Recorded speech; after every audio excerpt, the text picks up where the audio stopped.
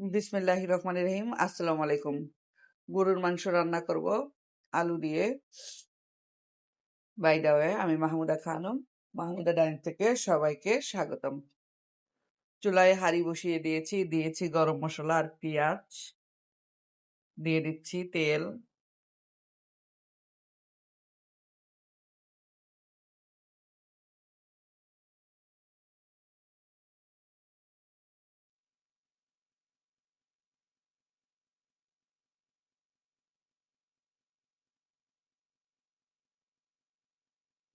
পেঁয়াজ অলমোস্ট ভাজা হয়ে গিয়েছে। গরম মসলা সহ পেঁয়াজ ভেজে নিলাম। এ পর্যায়ে দিয়ে দিচ্ছি মাংসগুলো।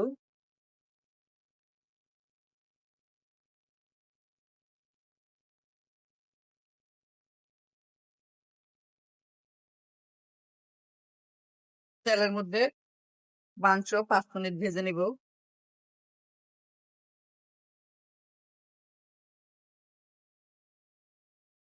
তেলের মধ্যে মাংস 5 মিনিট ভেজে নিলাম।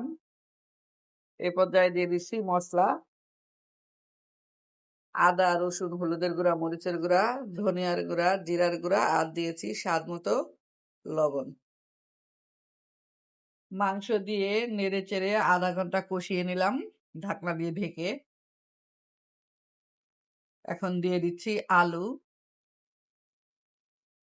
আলু সিদ্ধ করে হাত দিয়ে একটু ভেঙে দিলাম।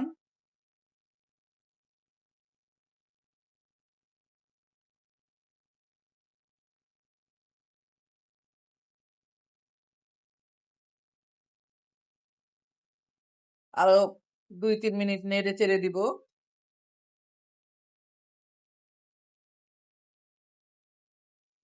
আলু দেওয়ার পর 2-3 মিনিট নেড়ে চেড়ে দিলাম। এখন এর সাথে অ্যাড করবো এডিশনাল গরম পানি।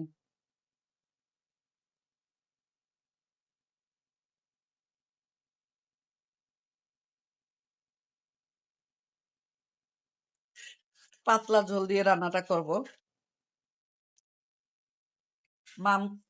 মাংস রান্না প্রায় হয়ে গিয়েছে। এ পর্যায়ে দিয়ে দিচ্ছি জিরা গুঁড়া।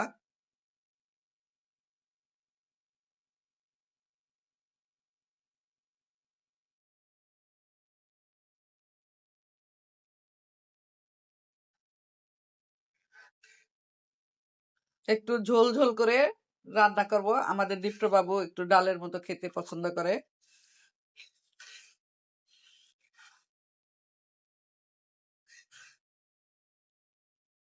আলু দিয়ে গরুর মাংস রান্না অলমোস্ট ডান। সবাই ভালো থাকবেন, সুস্থ থাকবেন। ফিরে আসবো নতুন কোনো রেসিপি নিয়ে। আল্লাহ হাফেজ। আসসালামু আলাইকুম।